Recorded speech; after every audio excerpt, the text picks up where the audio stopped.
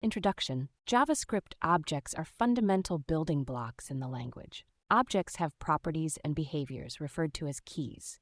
Understanding JavaScript key in object will involve detailed explanation, examples, tips and tricks. Understanding JavaScript objects and keys. Objects are standalone entities with properties and types.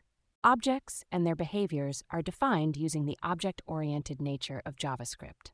Each key in the object represents a property name, and the key's value represents the property's value. Example, a car object with keys and values. Accessing JavaScript object keys. Values from a JavaScript object can be accessed via dot notation and bracket notation.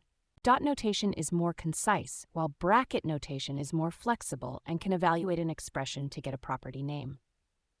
Enumerating keys in a JavaScript object. Methods to retrieve keys from an object include object.keys and for.inloop.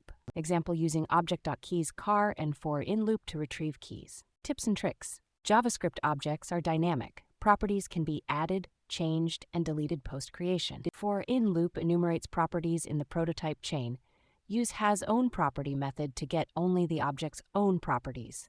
Always check for undefined when accessing keys that may not exist in the object to prevent errors.